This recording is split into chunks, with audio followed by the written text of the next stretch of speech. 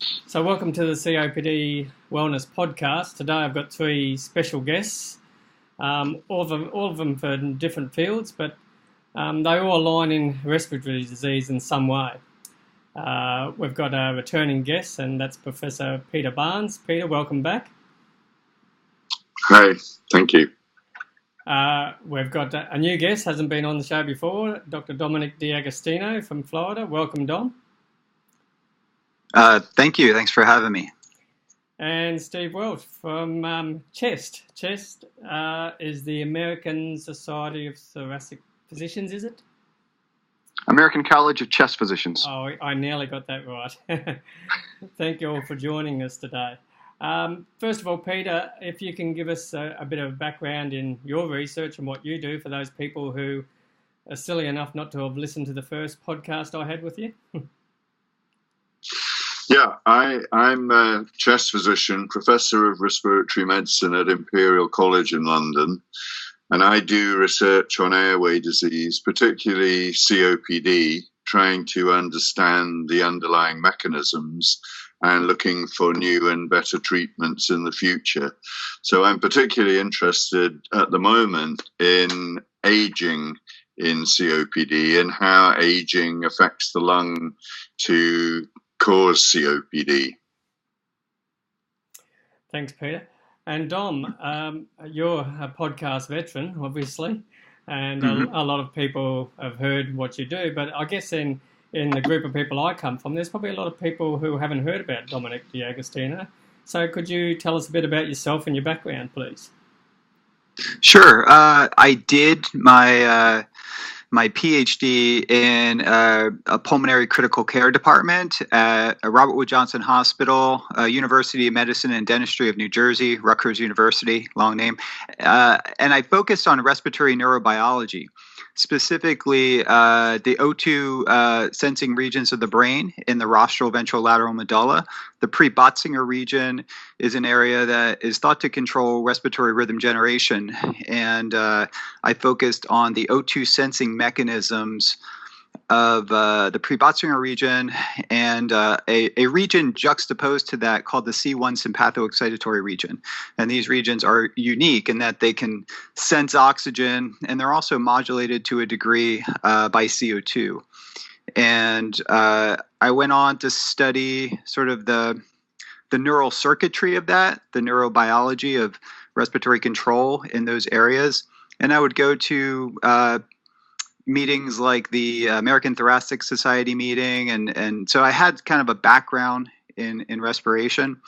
And my career kind of took me to studying the effects of breathing high oxygen as it relates to Navy SEAL diving. So looking at the cellular and molecular mechanisms of CNS oxygen toxicity.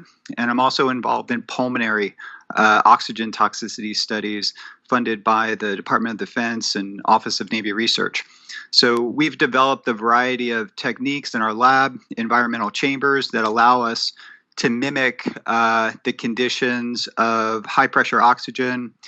We can titrate in the level of CO2 to look at hyperoxia in the context of higher CO2. And we look at everything from the mitochondria to tissue studies to animal studies. And we got studies at Duke University and other areas where we're looking at human responses to these extreme environments.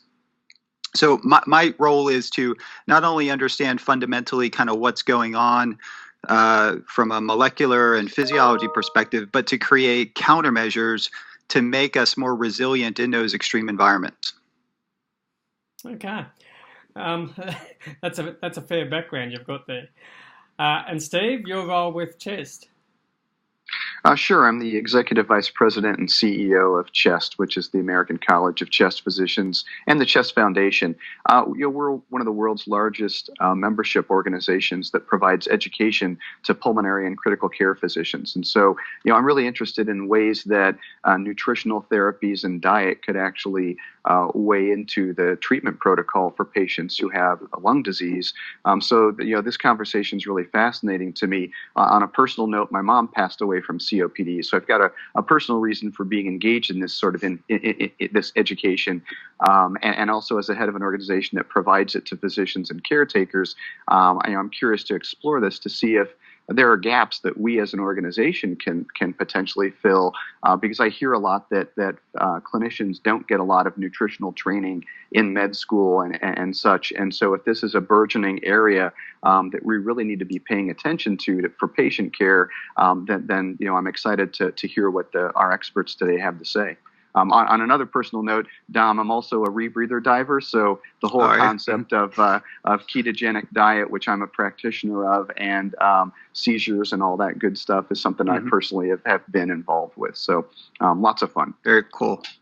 Thanks for sharing. Wonderful. Sure. I guess for me, I want to take it back to the beginning, and I'll go to you, Peter, is what role does inflammation play in respiratory diseases? Inflammation is a very important underlying mechanism of many chronic and acute lung diseases. I suppose the best example, the commonest example, is asthma, which involves a chronic inflammation.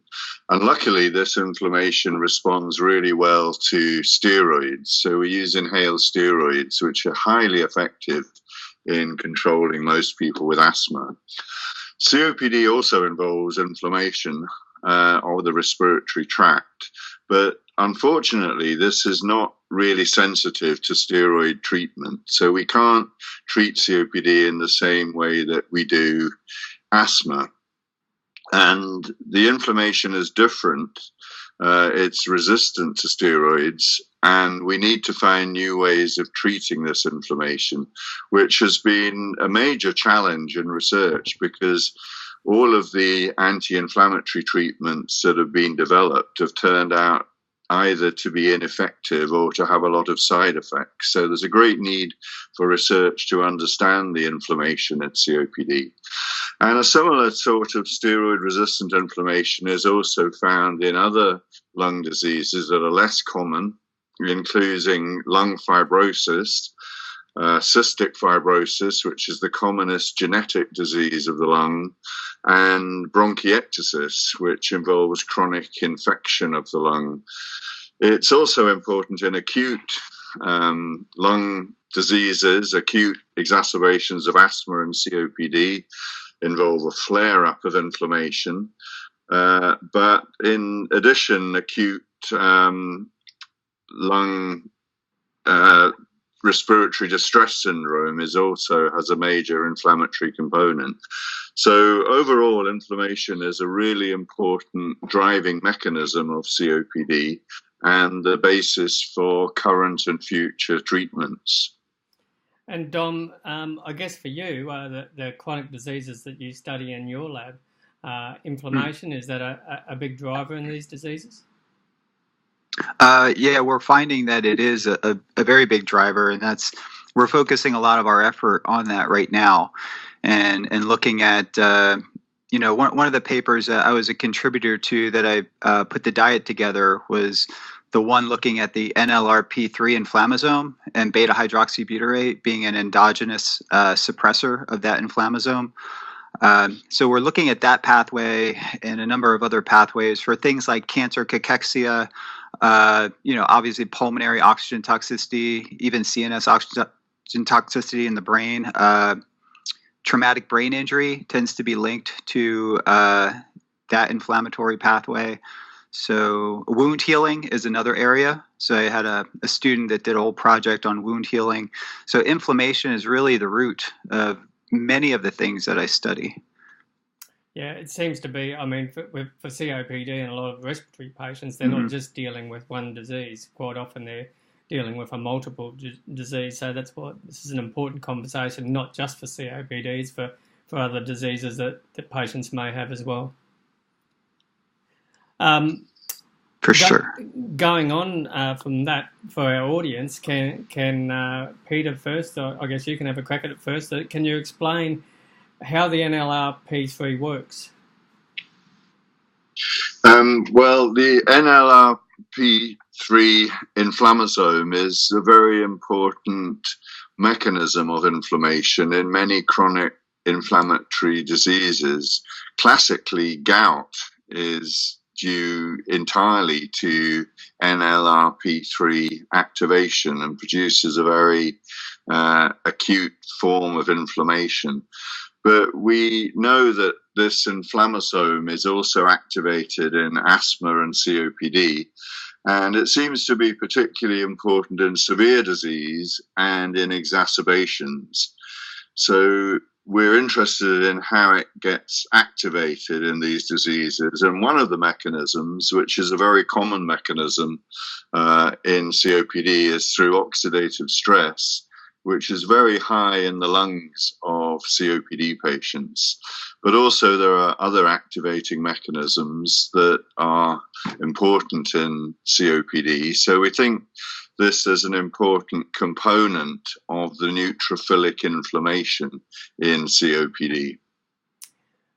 Okay. And Dom, as far as the NLRP3, that's something you've obviously been researching. Have you got anything to add to that, as far as what you see?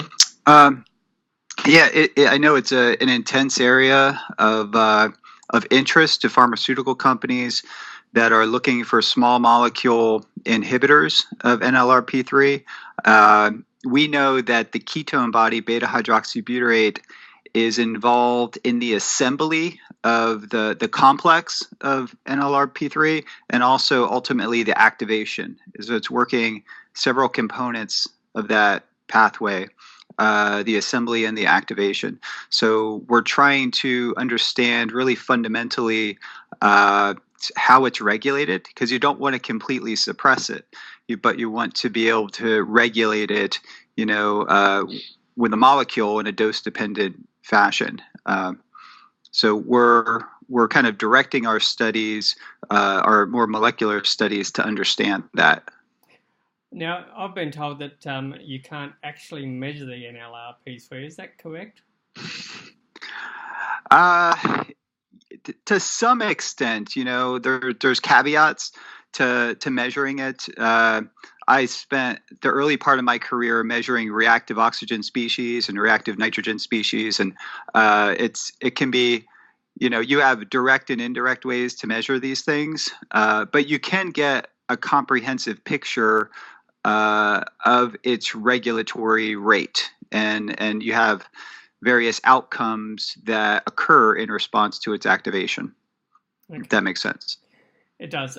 So certain cytokines, would they be activated when NLRP3 is? Sure. We do a cytokine profile. We use a kit that's like 60 different cytokines, but we're looking at things like IL-1 beta and a number of factors that are more or less specific to our outcomes. Right now, we're really focusing on muscle wasting, and cancer cachexia is really driven by inflammation. So it's kind of a new way of thinking about it. We were trying to target protein synthesis and maybe some anti-catabolic pathways, but inflammation's actually a flame that really drives many of the catabolic pathways. So we're looking at anti-catabolic pathways and preventing the activation of that complex and other cytokines. Well, TNF alpha, was the one everyone knew about, but there's other things too that contribute to the muscle wasting associated with cachexia. Yeah, it's interesting what you said before too, Peter, about gout being very much an inflammatory problem. I've been a sufferer of gout pretty much my entire life since I was 11 years old, until the last 2 years, funny enough. And since I've changed my diet, I no longer have gout. So there are strategies we can use for it, that's for sure. Before I get on to, I guess, what we're going to talk a bit about is ketone bodies. Steve, I thought you might want to take up the conversation about the airway glucose homeostasis. Yeah, there's some interesting research that came out recently in Chest, the medical journal that we published, and it talked about glucose homeostasis in lung disease. I'm a little bit interested in that, obviously, because as both a ketogenic practitioner, which I know you are, Dom, and also you are, Russell, There's a lot of talk about management of glucose levels within the body, as well as insulinemia and things like that. And I'm just kind of curious to see what Dom and Peter think about some of this new research. I'd also like to talk a little bit later down the road about research that's been around for at least 20 years on high-fat diet and the respiratory quotient and the metabolism of carbohydrates into lung gases that can also potentially exacerbate COPD. But let's talk a little bit about glucose homeostasis right now. Peter, I don't know, did you see that study, and what were your thoughts there, or Dom? I just found it. Was that Baker and Baines? That's the study. I have not. So I did know of that study, but I should have, and I will definitely put it on my list of readings. Peter, I think you so I'm might just have kind of some insight into looking that. at the abstract. Yeah. Well, maybe if you could summarize the results, and then I can we can kind of make some comments based on. So the tight junctions were impacted by glucose homeostasis, and drugs that restore airway glucose homeostasis by reducing permeability of tight junctions like metformin and increasing epithelial glucose transport, beta agonists. So beta agonists and insulin lower blood glucose. So this makes perfect sense to me. So did the people wear a continuous glucose monitoring system, or was it? I don't think was it so. just kind of daily? I don't think so. I'm not sure. Peter, can you still hear us? Our studies Emma Baker, who's the author of this, has been doing studies on glucose and COPD for a long time. There are increased concentrations of glucose in the sputum and secretions of COPD patients. And we've been involved in a study recently showing that this is linked to increased proliferation of bacteria in the respiratory tract because they use the glucose as energy to proliferate. So the idea is to try and reduce the glucose. Actually, diabetes is quite a common complication of COPD patients. So we know that they have frank diabetes, but also impaired glucose tolerance is very clear. So there seems to be some defect in handling glucose, and we don't know much about the mechanisms of this. But we do know that high glucose is bad for cells and actually causes senescence of cells.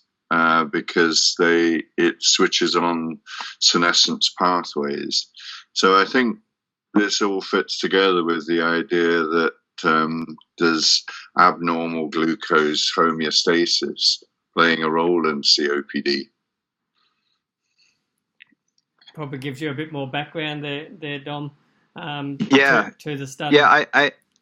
Yeah, this is actually a fascinating subject. I'm going to get the paper. It looks like my university kind of firewalls me out to pay it, but I'll request it and get this paper and really dig into it. I just finished teaching the medical GI section, and we talked a little bit about tight junctions as it pertains to things like Crohn's and GI disorders, and a bacterial overgrowth directly targets the tight junctions that are kind of mentioned here, the tight junctions that hold the cells together.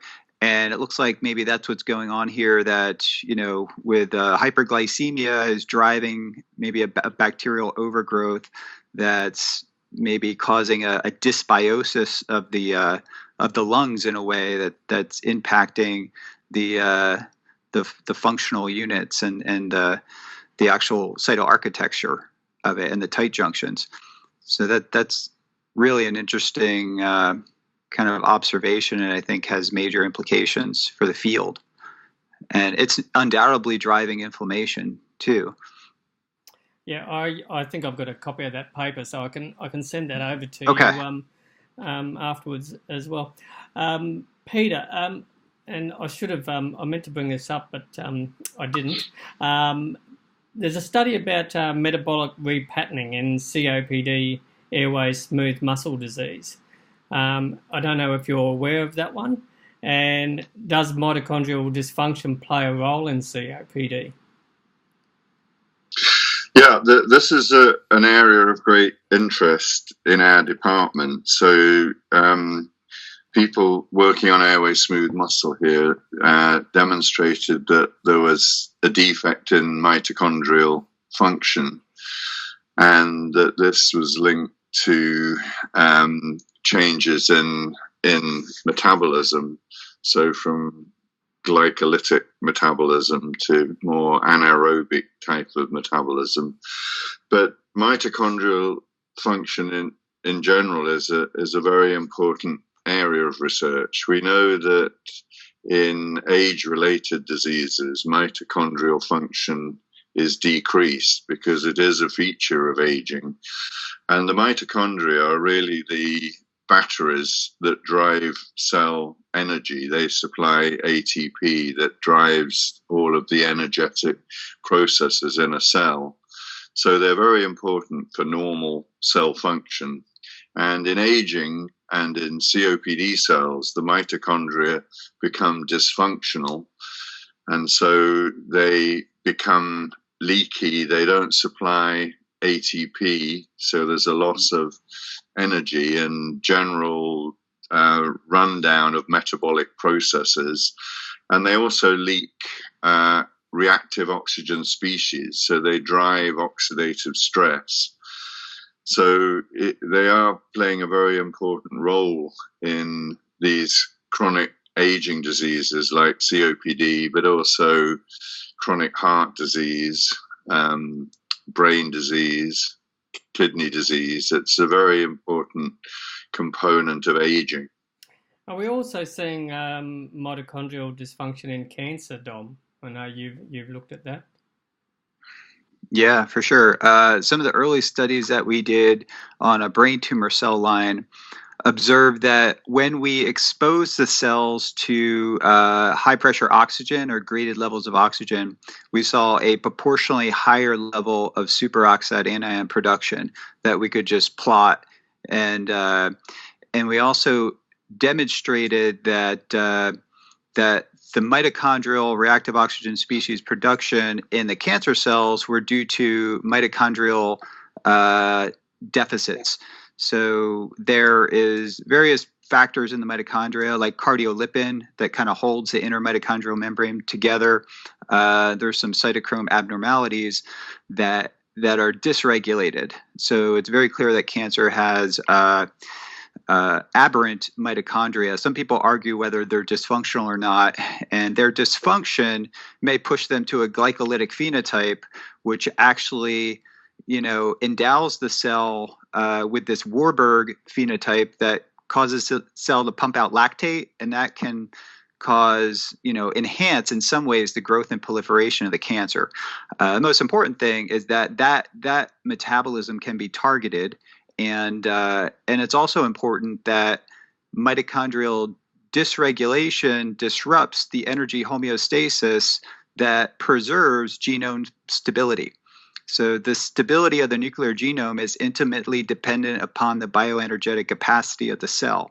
So once that cell senses that the ATP levels are low, that triggers a retrograde response that can activate oncogenes that can shift a normal cell to a cancer cell by the activation of a number of oncogenes. So we study that pretty intensely in our lab, and we also study ways that we can target cancer metabolism with nutrition, cancer-specific metabolic inhibitors, like things that inhibit glycolytic pathways. We also have demonstrated that have a very good understanding that metabolic health is really linked to mitochondrial health. And when we're talking about metabolic health, things like, low glucose, high ketones, low triglycerides, low hemoglobin H1C, low insulin, low HSCRP. These are assays that we use in our animal studies and in human studies. So metabolic health is really tied to mitochondrial health, and mitochondria are the ultimate tumor suppressor just by virtue of enhancing the cellular bioenergetics and silencing those oncogenes, which are activated under energetic crises. It's a fascinating topic, and one I still don't know a lot about, but after reading, I think it was Travis Christofferson's book, Tripping Over the Truth, that really dives deep on the mitochondrial.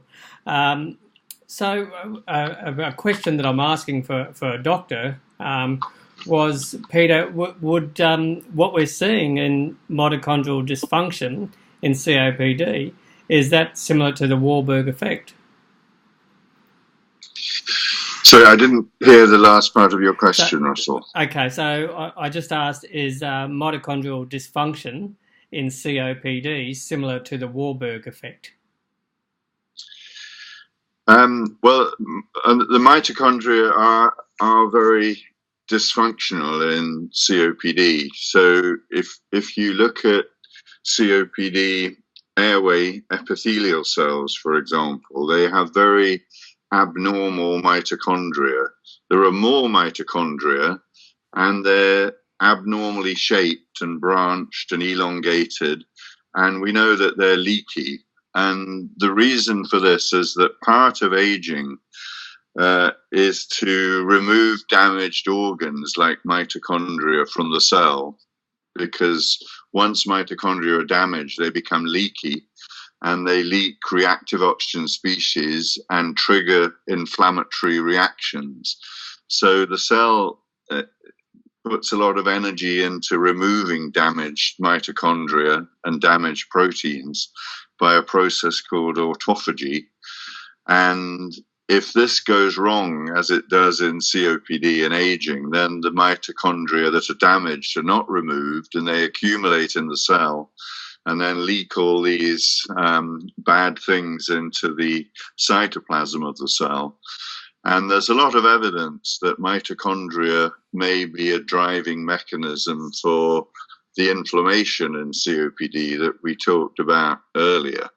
So trying to rescue mitochondria is a potential strategy, and some very interesting experimental work has shown that in COPD cells with abnormal mitochondria and inflammation, that you can actually put mitochondria back into the cells, and this restores their function to some extent.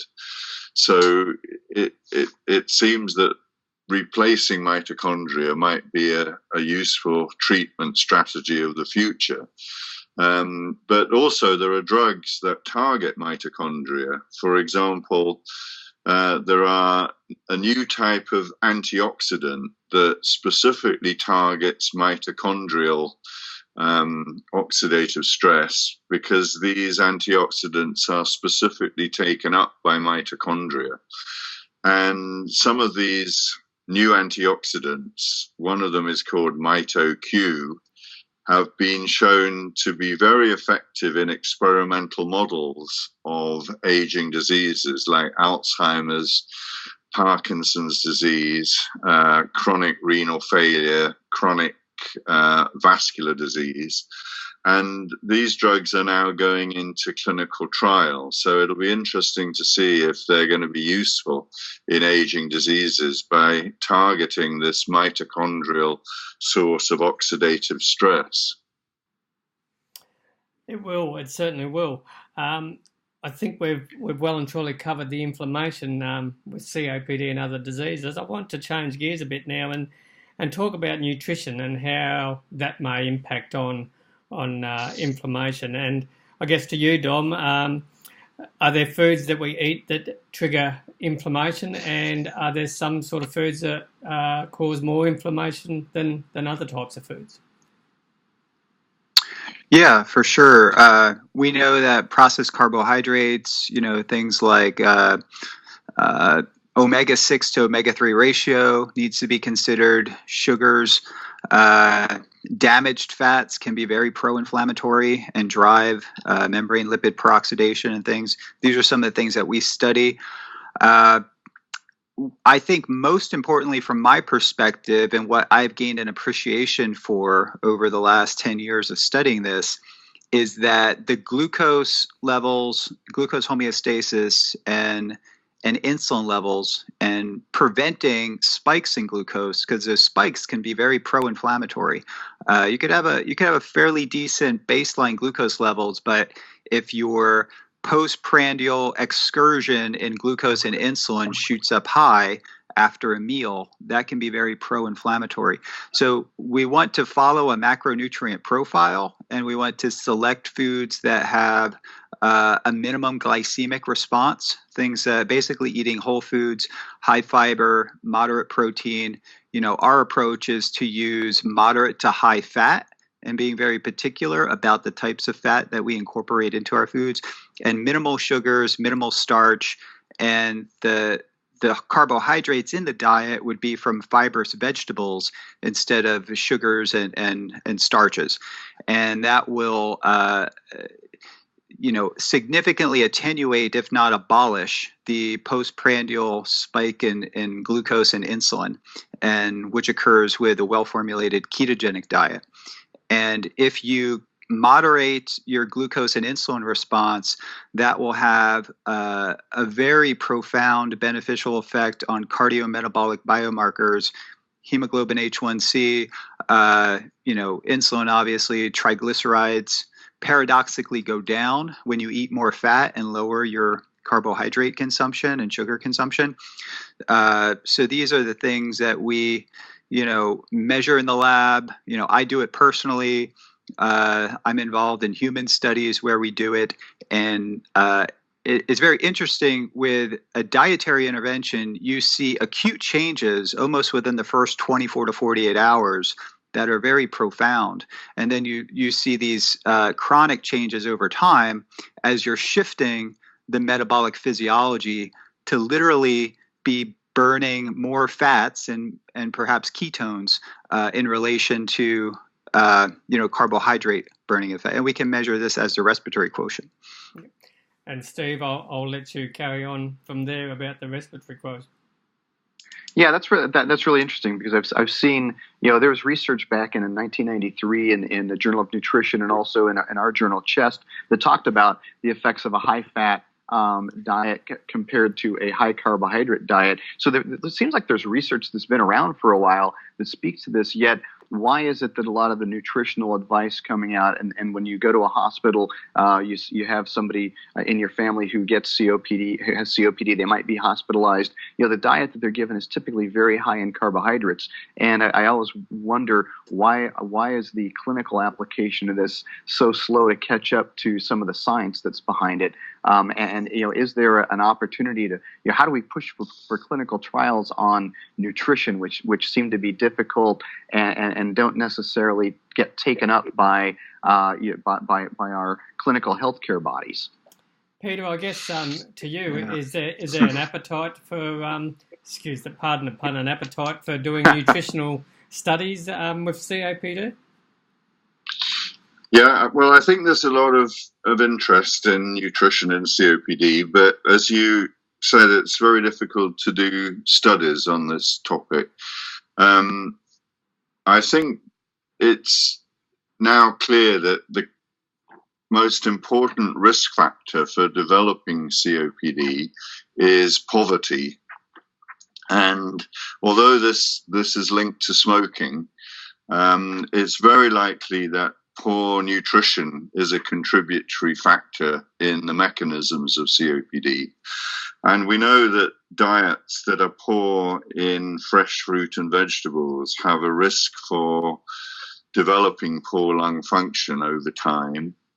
So it may be that the lack of antioxidants in the diet are an important mechanism that contribute to the increased oxidative stress in COPD. But it's quite difficult to do studies because current antioxidants are not very effective, and people are trying to find better antioxidant drugs that are more potent and tolerated well by people. There are a lot of areas of research related to aging that have been interested in diet, and feeding mice and other animals high-calorie diets shortens their lifespan by inducing aging. And you can prolong the lifespan of many species, from yeast through to mammals, by restricting calories. And restriction of calories switches on anti-aging mechanisms. So there is a lot of interest in this field, but it's quite difficult to do studies. We've been interested in cellular senescence and a loss of anti-aging molecules. One of these molecules is called sirtuin-1, which has long been linked to aging and lifespan, was actually discovered in yeast, but is found in humans and is preserved through the whole of evolution. And we find very low levels of sirtuin-1 in COPD lungs and cells. And there are drugs in development that can restore sirtuin-1. One molecule that can do this is resveratrol, which is found in red wine, but also is coming from the red skin of fruits like grapes and cranberries in particular. So there may be specific things in diet that would be very helpful to improve diseases like COPD. And we just really need more research in this area to look into this, because I think a change in diet is a much more attractive therapeutic option to patients than taking drugs for the rest of their lives. So patients are quite interested in dietary interventions that might help their disease, but difficult at the moment to really do the right studies, because COPD is a very slowly progressive disease. So you really need to do long-term studies in order to assess any intervention such as diet. Dom, I guess. Sorry, you go, Steve. Yeah, just I was going to ask Dom and Peter also. You know, Peter, you mentioned some things a minute ago about the mitochondria of COPD cells and the fact that autophagy has a marked impact in improving that. And I know, for example, intermittent fasting and techniques like that have been shown to obviously help encourage autophagy. And so how does one try to study something like that? Because clearly one of the issues with nutritional studies is, unless you can directly observe what people are putting into their mouth, humans tend to be a little bit unreliable in self-reporting diet and maintaining diet. But how do you look at things like intermittent fasting and the autophagy that it creates, and say, is this something that would be a technique to be studied, in conjunction with other therapies to help reduce inflammation and to help increase mitochondrial efficiency in diseases like COPD? Well, I think that targeting autophagy is a really interesting approach for chronic diseases in general that are linked to aging, including COPD. So there is a defect in autophagy, as I mentioned before, that leads to accumulation of damaged mitochondria. So we need agents that will overcome this defect. I mean, there is one drug that can do this in cells and in animals, which is rapamycin, which is an immunosuppressant that's used to treat some diseases like Lyme, for example. But the problem is it has quite a lot of side effects in the doses that are normally used. But recent studies have been looking at very low doses of rapamycin that are much better tolerated. And it looks like they might be able to change some of the features of senescence, like the senescence of the immune system, which is something that occurs in old people. And they can restore the immunity in old people so that they have less infections, for example. So I think this is an interesting line of research. And it may be that there are dietary components that can also do this. Yeah, the rapamycin story is very interesting. I know people experimenting with it and using it in on themselves for longevity, but using a very low dose intermittent protocol where it's at predetermined periods in their nutritional or fasting, they will take a small dose and not enough to elicit immune suppression, but to presumably maybe enhance autophagy. But in the meantime, I do think time-restricted eating, also called intermittent fasting, may be a way to do this. It really comes down to periodic, dietary energy restriction, and then putting the body in a state of repair, maybe with a small amount of surplus calories, but the right amount of calories at certain times, and then periodically doing this dietary energy restriction to facilitate autophagy, mitophagy, essentially autophagy of the mitochondria, to drive even stem cell proliferation, the release of stem cells. I think can be helpful. We just need to do the basic science. Not that mouse science always translates to human studies, but I think we can, get a more of a fundamental understanding about these processes for application in the humans. But as you mentioned, a dietary intervention, I know first and foremost that it is very hard to implement in humans because we associate nutrition with a lifestyle. It's hard enough to get a patient to take a pill once a day, let alone, change what they eat three times a day. And that would involve buying different food at the grocery store, cooking. It's like a whole different mindset. Yeah. No, I agree. It's very, very difficult. I'll just jump in there, and as you know, Dom and Steve, you know that I like to self-experiment a little bit, and I'll relay a story last year where I had an acute exacerbation. I was on a cycle of antibiotics and prednisone, and I couldn't get off them. I would get better, I'd finish my course of drugs, and then I'd fall back into another affection, and that just kept going on for months on end. At the time, I was reading a study by Professor Walter Longo from your part of the world, Dom. Yes, I know. About the effects of long-term fasting, and I believe the regeneration of stem cells in the immune system. So given the fact back then I was already playing with intermittent fasting and time-restricted feeding, I decided to do a 5-day fast where I just consumed water and bone broth for the 5 days. Surprisingly, that got me off the antibiotics and the prednisone. I didn't go back on there. But what I also found is an increase in my lung function over the coming weeks after the fast.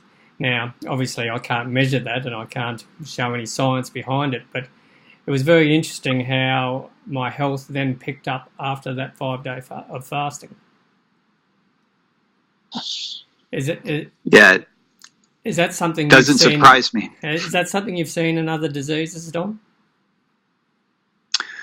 Yeah. It seems like, in mice, I do a lot of what our research has been published has been in mice, and maybe you can relate this to humans, but when you put mice in a cage and give them ad libitum access to a high carbohydrate rodent chow, they tend to overfeed in a way that significantly decreases their lifespan relative to the mice in the wild, right? And when you calorie restrict them 25%, it enhances memory and learning, long-term potentiation. We can measure LTP and hippocampal brain slices, and they have greater fundamental learning and memory pathways.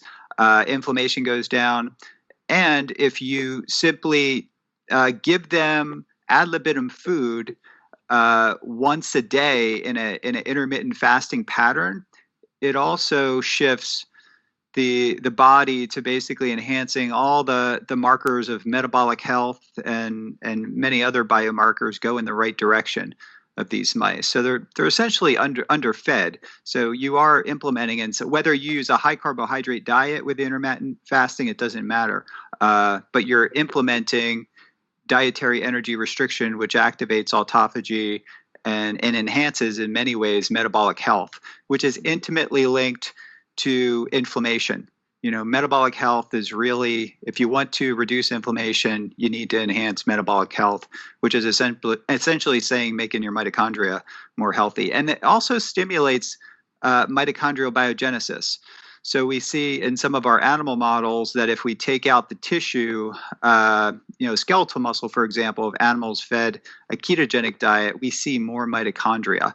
And these mitochondria, too, tend to generate less reactive oxygen species.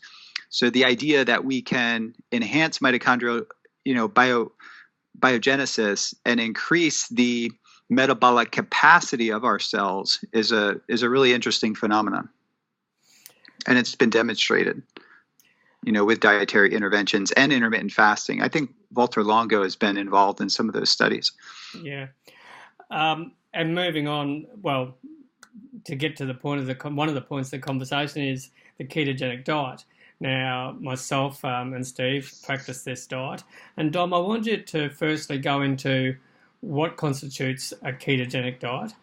And secondly, what do we see a ketogenic diet or ketone bodies do to our bodies? And I know it's been known as an energy source, but now it's been shown it's also a signaling molecule as well. Can you maybe talk about that as well? Mm-hmm. Sure. The ketogenic diet mimics in many ways the metabolic physiology of fasting. So, if you approach this in the context of fasting, when we stop eating, in about 7 days, the levels of beta-hydroxybutyrate will be higher in millimolar concentration than the level of glucose in our blood. And the beta-hydroxybutyrate will largely replace glucose in regards to brain energy metabolism. So when we fast, we liberate fat from adipose tissue, but the fat generally does not cross the blood-brain barrier. So the fat goes to the liver through beta oxidation. We make these water-soluble fat molecules called ketone bodies, and they then provide energy for, as I mentioned, the brain and the heart and other tissues.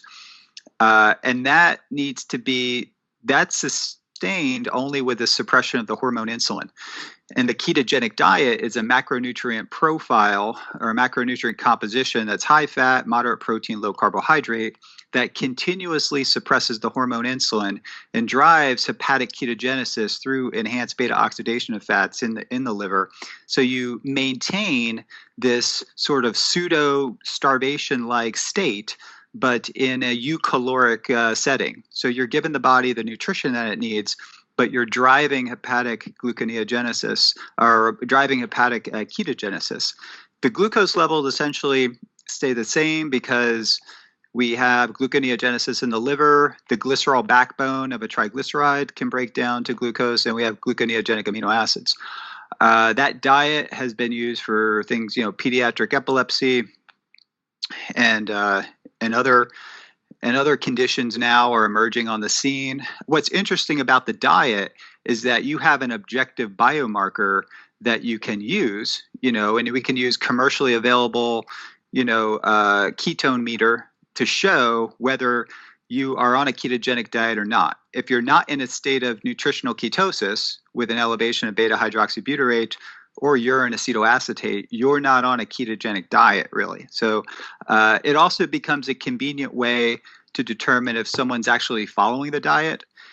If you're using, I know Virta Health is using it to manage type 2 diabetes. So if you have a continuous glucose monitor and you measure ketones too, that gives you a snapshot of your metabolic physiology, and you can determine whether you're on a ketogenic diet. So I define a ketogenic diet, first and foremost by an elevation of ketones.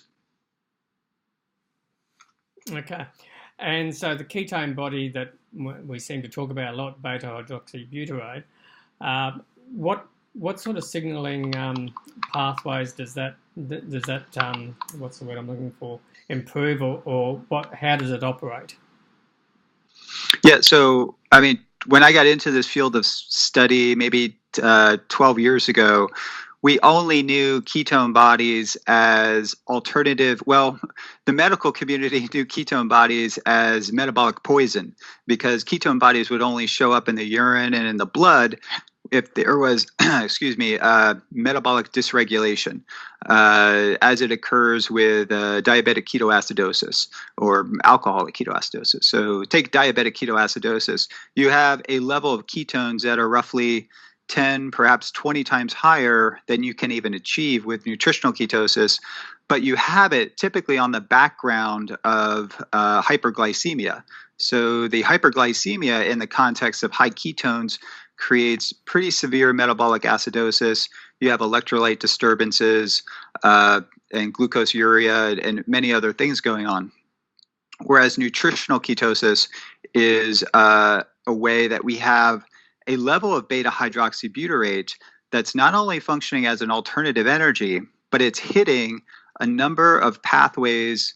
We know there's the G protein coupled receptor 41 and 43, and these are essentially ketone receptors that, when activated, elicit a whole host of cellular processes. It functions as a class 1 and class 2 histone deacetylase inhibitor, an HDAC inhibitor, which the pharmaceutical companies are scrambling to create HDAC inhibitors for many things, including cancer. We know that it's also, and it does this metabolically independent, for example, meaning that independent of its metabolic effects, it's hitting signaling pathways that are activating gene transcription through its HDAC activity, and also inflammatory pathways through suppressing the NLRP3 inflammasome. And the downstream signaling can be quite complex, and that's the subject of my PhD students' dissertations right now, working out all the mechanisms. But I think the important thing is that over the last 5 or 6 years, we recognize this endogenous metabolite as a very powerful signaling molecule, even independent of its ability to be a superior energy metabolic substrate. My first expert that I connected with on this was Dr. Richard Welch from the NIH, and he's an expert in this field. He was a former student of Hans Krebs, so he was actually Krebs' best student, I believe, and he's really an expert in this field, and he really demonstrated the science showing that with ketone metabolism, by oxidizing Q through oxidative phosphorylation, you decrease the ability of the oxygen to pick up an electron to become superoxide anion. So in that capacity, by enhancing oxidative phosphorylation and creating less reactive oxygen species, you are really, enhancing metabolic machinery and ATP production. And I know in the heart preparation, the hydraulic efficiency of the heart can increase, 25% if you burn ketones relative to glucose. Whether that occurs in other tissues like the brain has yet to be demonstrated, but I think it's a compelling demonstration of the metabolic superiority of beta hydroxybutyrate in ketones.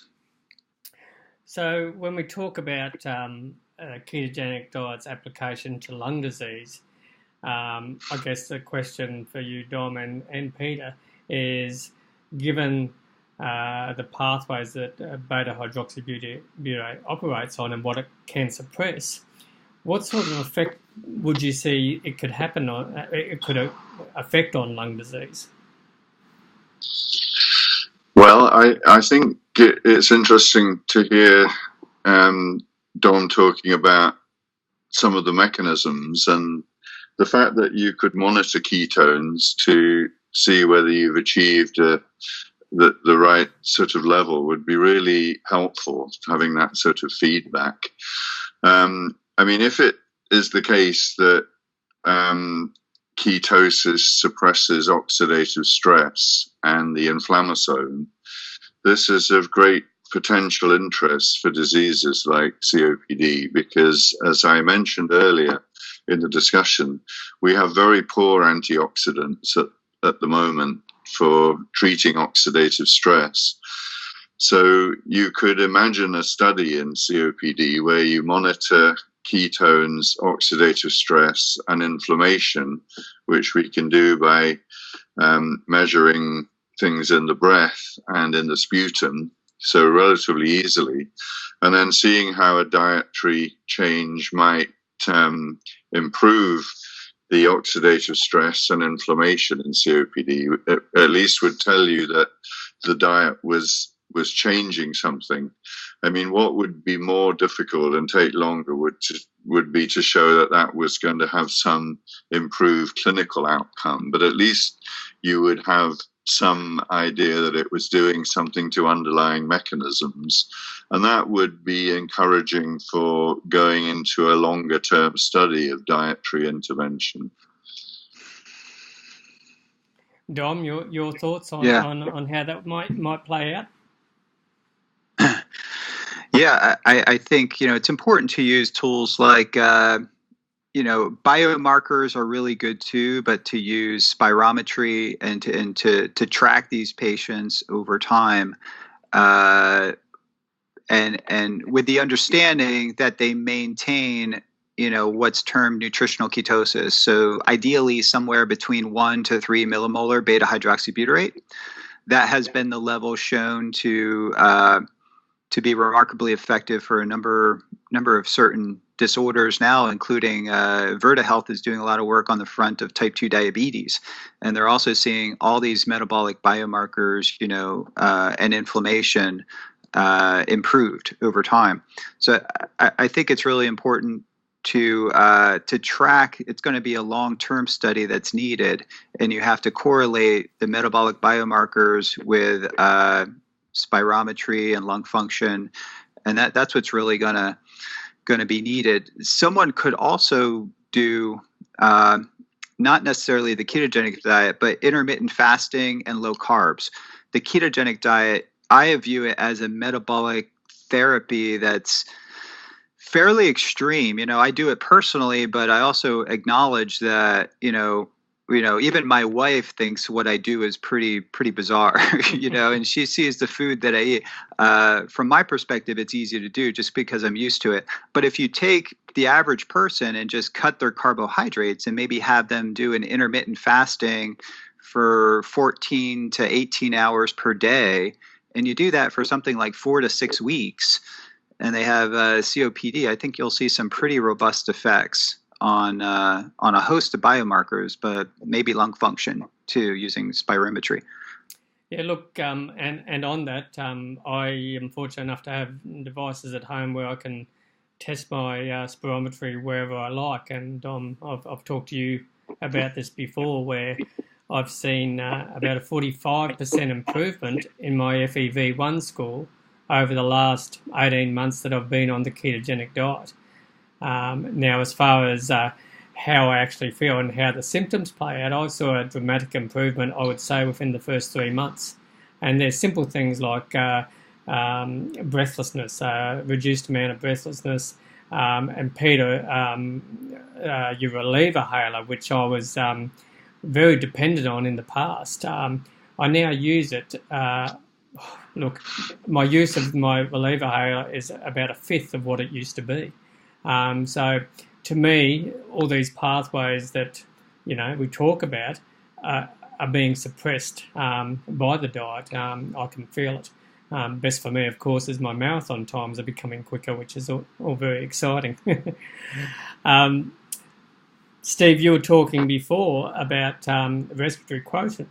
And Dom, it's a hard sell at the moment here in Australia because our dietitians who write the dietary guidelines for COPD in particular don't really acknowledge that a high carbohydrate diet can be problematic for respiratory patients. And it's not just here in Australia, that's common with dietary guidelines for respiratory patients throughout the world. And to me, that's one thing we really need to change is the types of food that is recommended for respiratory patients. Yeah, Russell, I think you hit on something really important there, and I think obviously you've been a phenomenal person to sort of be a guinea pig and test a lot of these things on yourself, and the outcomes you experience are impressive. Obviously you're an N of one, and in science, what you need to do is develop more rigorous clinical trials where you can study multiple subjects doing the same thing in the same way with ideally a randomized and a controlled and a placebo group to show the difference between those. I unfortunately have to jump on this off of this call now, but I'd love to hear Peter and Dom talk a little bit about this. How do we try to encourage those types of studies so that we can get enough evidence to convince people like the nutritionists and the dietitians to make these changes to the protocols? Because I see the same thing, Russell, in the hospital, as you see somebody hospitalized and the diet that they're given is low fat and it's completely sugar and processed carbohydrates and cereal and jello and things like that, which I fear is simply exacerbating somebody who's already in a compromised state. And so this attention on nutrition is something that I hear a lot of physicians say they don't get the training on, but obviously people, if they adopt it and the health systems adopt it, it becomes something that becomes impactful. And as an organization that educates physicians and clinicians, I'm very interested to hear how we can possibly encourage that. And I'm sorry I've got to jump off the call, but I look forward to hearing the rest of this later. No problem, Steve. And I guess Dom will go with you first. How can we change people's thinking? Well, as a scientist, I have to say through science, right? I think the peer-reviewed research is really what we should point the field of respiratory physiology and pulmonology to, and that nutrition is a powerful hammer that can shift a whole host of biomarkers in the direction that would be beneficial for chronically managing and perhaps even reversing, some of the COPD symptoms that people have. And I think that's first and foremost. When it comes to nutritional intervention, the pushback that I typically see, even with the military, is that they're just not going to be able to follow this diet. But I think as we know more about the ketogenic diet, we realize that there are new foods coming online. I have the opportunity there's a lot of startup companies scrambling in this space and creating things like a ketogenic brownie, a ketogenic cookie, ketogenic baking flour. So I test these products, I test my ketones, I can show that you can get these quote unquote comfort foods and maintain nutritional ketosis, which I think will make the diet much more accessible to people who need it, and it's spearheaded in the sort of the CEO performance population. These are like cyclists and performing athletes and, people who run companies doing this. But I think the people that can benefit are, people with obesity, type 2 diabetes, COPD, many other maladies would be very responsive to this. And of course, ketone supplementation. So you can elevate ketones with a variety of ketone electrolyte preparations and also the ketone esters that were originally developed by DARPA for warfighter performance. And I'm working with ketone esters as an anti-seizure neuroprotective strategy for oxygen toxicity.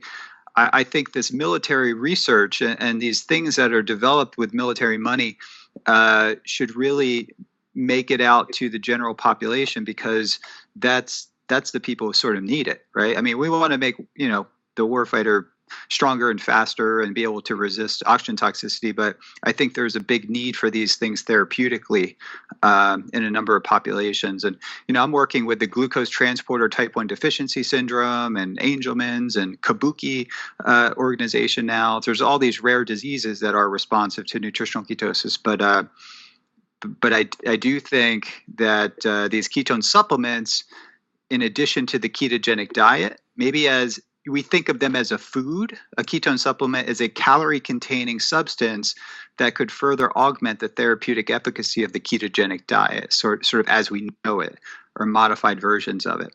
So I see that as the way to sell this. You point to the science and you point to a dietary strategy that's now feasible and readily implementable, and the patient will actually comply to it.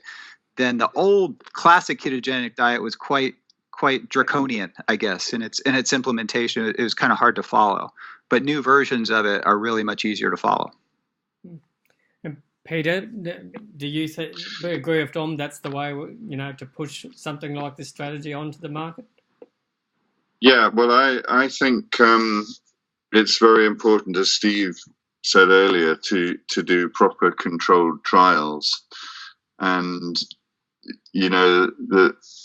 there does need to be some sort of blinded dietary intervention, because people are very susceptible to changing things with placebo in COPD. So you really have to do placebo-controlled studies.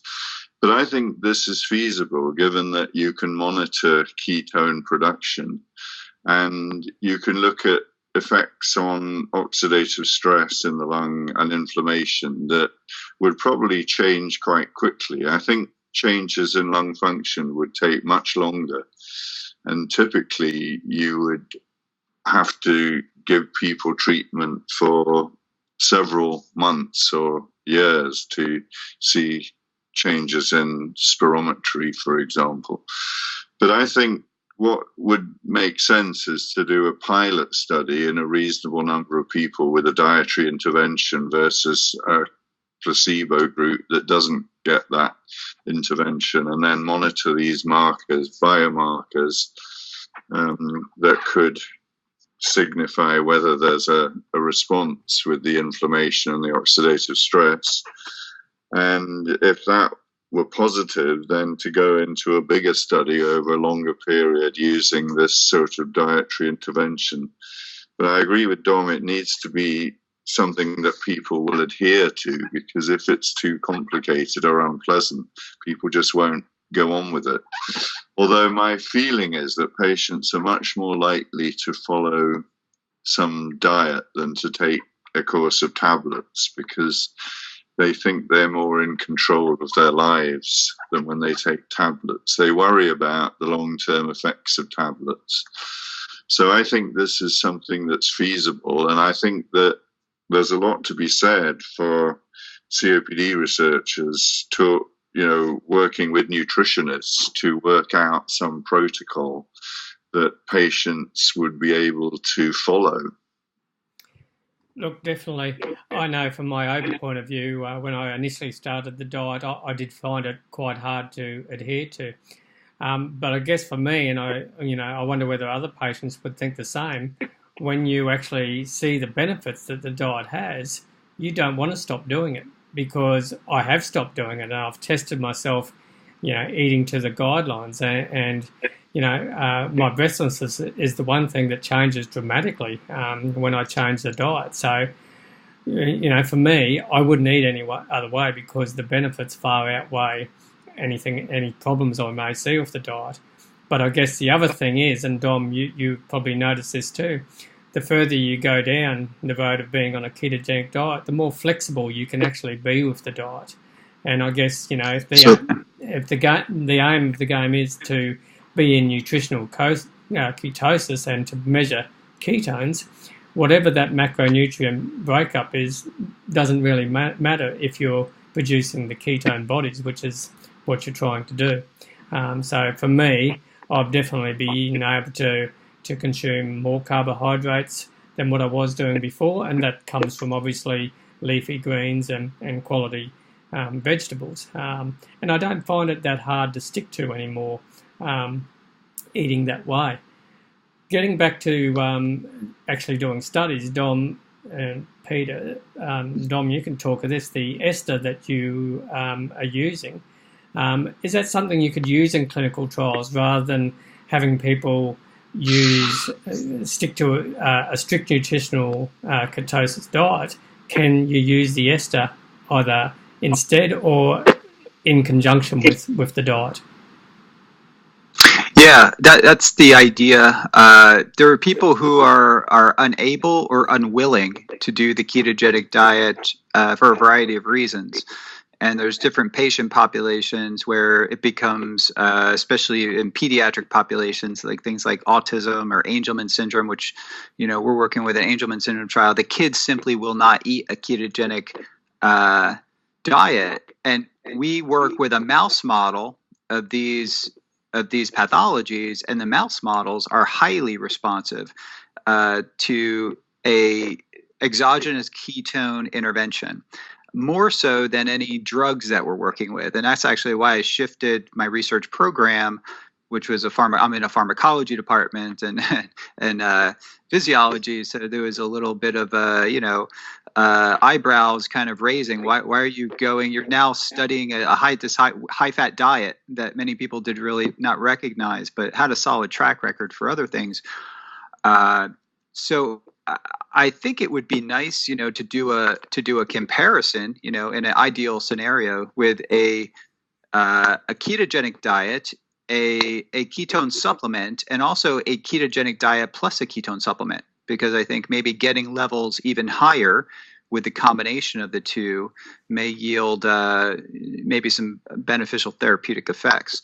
So I think that would be a strategy. So you just got to find the right physician that's on board with this idea. You have to find the department, the clinical department, and the facility where these things can be run. Because, I often have a lot of ideas that when I reach, at least maybe around my immediate environment, they might say, well, we have some clinical trials already going, but we're working on drugs. We're working drugs. So you have to fund it. You have to get the IRB to pass it. You have to get institutional support.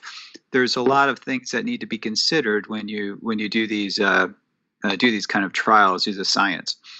But no doubt, I think it has a lot of potential here, and maybe it may work well with a diet with some kind of a drug protocol. Maybe you use metformin. So maybe you use a combination of maybe some drugs that can influence these metabolic biomarkers, and you do sort of a mild intervention. So instead of a ketogenic diet, you just have them restrict their carbohydrates to under 100 grams a day, sort of that scenario. And then maybe take a ketone supplement that's already on the market, like a ketone salt supplement with a medium chain triglyceride that'll push their ketone levels up maybe about 1 millimolar 2 or 3 times a day. And you start with something like that, something that's already available to the public.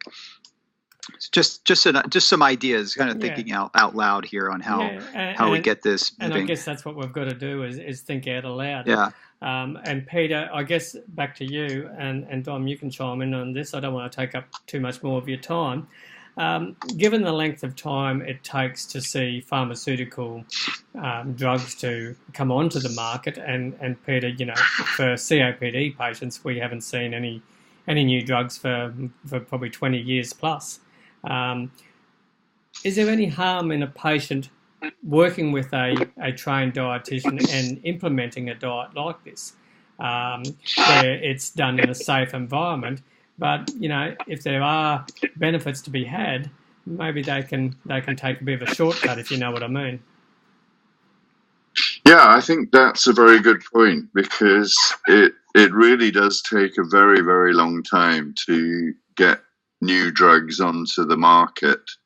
There's a lot of interest in repurposing old drugs because they've been around a long time, and so they don't have the safety concerns that you may have with a new drug.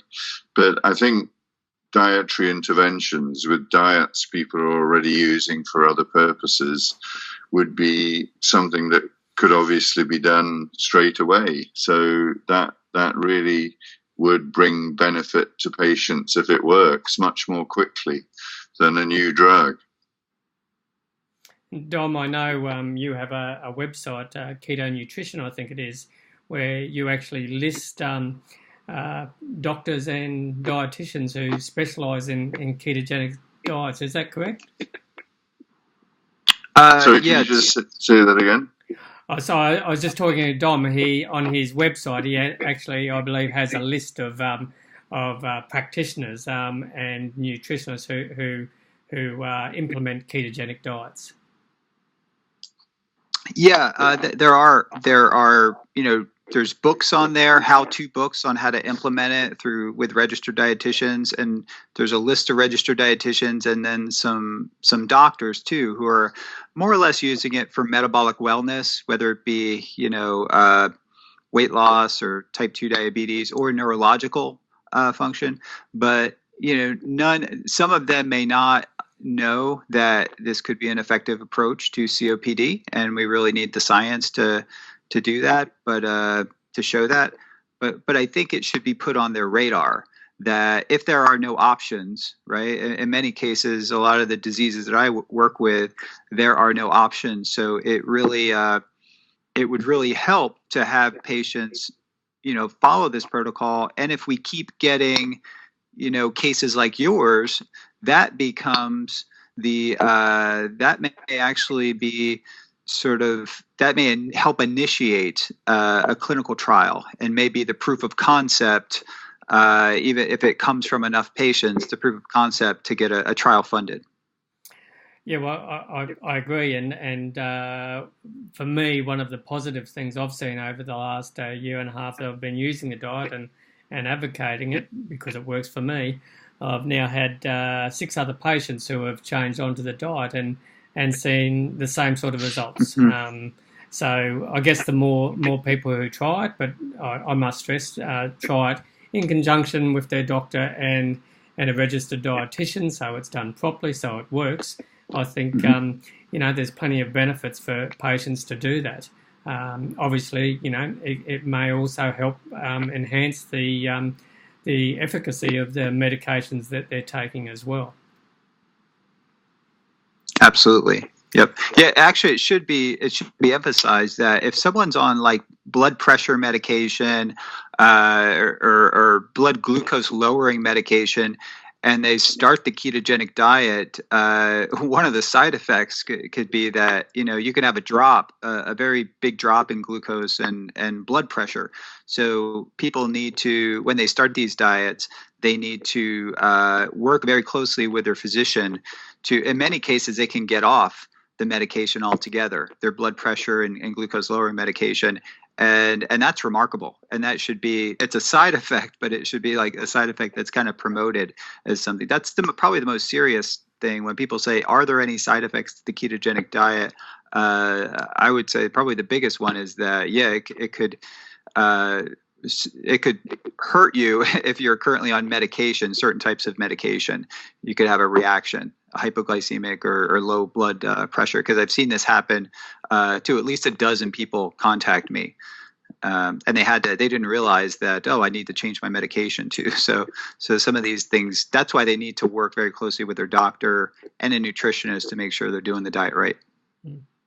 Okay, well, finally, I ask a question to all our guests on the show. Peter, I've asked you before. I'm going to ask you again, to both of you. If tomorrow you were diagnosed with severe COPD or severe respiratory disease, what's 3 strategies you'd implement? Want me to go at this one? Or? Okay. You can go at this one first, Dom. I think it's very difficult to get funding for research in respiratory disease, especially COPD, because we have almost zero charity support, unlike other areas like heart disease and cancer.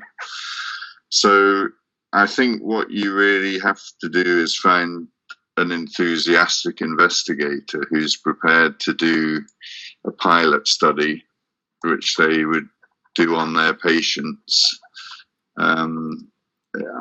Ideally someone who has got good links with a dietitian, and they would test out some patients. And I think you'd need to get some positive, objective results in order to go forward to try and get larger funding from a bigger research funder like the MRC or the NHMRC or whatever, or the NIH. They would need to see some sort of evidence that this is likely to have some benefit.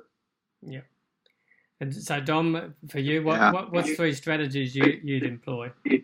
Oh, strategies. Well, I'm already doing the ketogenic diet. I've been doing that for a while. But I think with COPD, something like time-restricted eating, also called intermittent fasting, has a lot to benefit, has a lot of potential benefit for patients with COPD. But I think it's really important for people to get outside in nature. and to get fresh air, sunlight, get out to areas where there's low pollution, which could be, impacting their respiratory function. Things like meditation and perhaps various yoga and breathing exercises. Military does something called, box breathing, and there's Buteyko breathing. There's, the Wim Hof method. There's all these methods out there. But I do think that breath control probably needs to be studied here, and maybe even respiratory muscle training. So I've seen some data to indicate respiratory muscle training can help with exercise, and I don't know if it's been explored yet for COPD. And I'm talking about respiratory muscle training that goes in both ways, so inspiration and expiration. So there are various devices out there that may offer some benefit to patients, and maybe you got to be careful with a COPD patient. Dr. Barnes may know more than me, but I think those things can be really, really helpful. And I think I do believe in that our psychology can impact our physiology. So I think stress management, which may tie into the meditation, and then respiratory kind of breathing exercises too, may have a lot to offer these patients.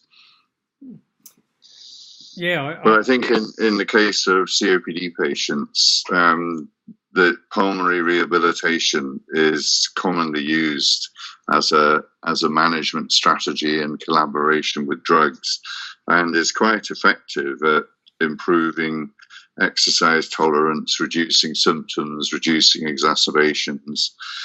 And I think that the main component of the rehabilitation is exercise. So increased physical activity is very important. And of course, that relates back to nutritional behavior of cells that we were talking about earlier.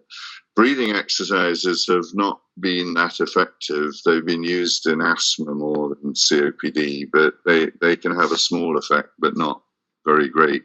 But physical activity is a very important supplement to drug therapy in COPD patients. Excellent. Great advice.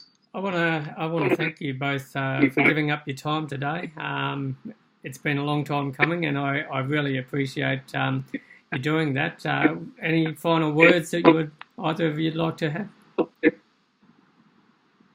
It's a pleasure being on, Russell, and I thank you for having me and for giving me this platform to talk about, COPD in the context of nutrition and metabolism. I think it's a very important message, and I'm very glad you're spearheading this podcast and getting this information out there. Thank you. Yes, I'd also like to thank you, Russell, for organising this podcast, because I do think that nutritional aspects of lung disease, especially COPD, have been neglected, and that people should pay more attention in future to nutrition and dietary intervention.